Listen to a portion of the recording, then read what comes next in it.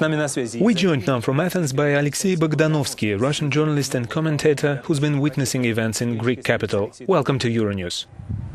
The reaction of the Greek people to this vote was far from favorable, and even now in the background of our interview we can hear the noise of another protest. Can the Prime Minister really implement his plan in this context?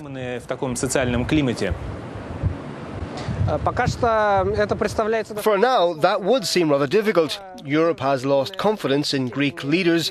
There's been little understanding between the two sides in the last couple of years. In spite of substantial multi-billion loans, Greece hasn't implemented all the reforms that were asked of it. And on the other hand, Greek politicians think these reforms were incorrect and the recipe offered by the EU and the IMF was erroneous. Because in essence, Greece was asked to cut its GDP, to cut its economy, domestic demand, in the hope of someday returning to growth.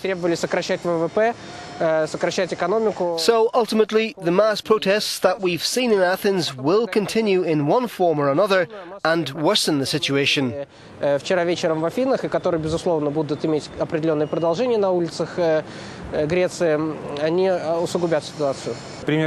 his address to the nation, Prime Minister claimed that the country is on the brink of collapse. To what extent do Greeks agree with him, and are these riots an indication of that?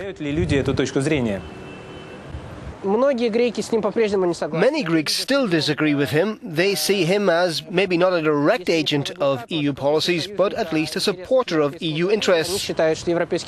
And they think that the EU is here primarily to save its banks and not at all the Greek citizens. And they think also that social implosion in Greece, pauperization and so on are imminent anyway. They see no point in further implementing measures that have been none too successful in the past. So the fear of that collapse is real, but many Greeks think they're already on the brink, and I don't think they can be any further frightened by that prospect.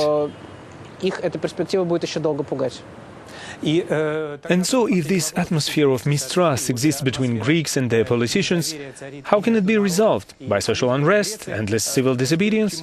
Or is there a more orderly way, perhaps through the coming elections? Или все-таки какой-то более цивилизованный путь может быть действительно в ходе предстоящих выборов? The enormous, vast majority of people were protesting peacefully. 100,000 were marching in the streets and only roughly 1,000 of them were trashing the shops and setting fire to buildings. So that tells us that the Greeks are first and foremost inclined to peaceful protest.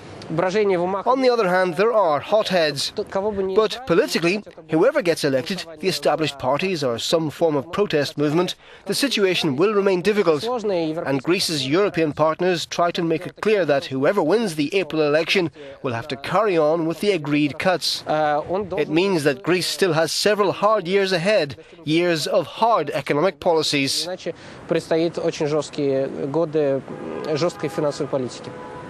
Indeed, there's no indication that the current situation will improve anytime soon. We'll continue to monitor events in Greece at Euronews. Thanks, Alexei Bogdanovsky.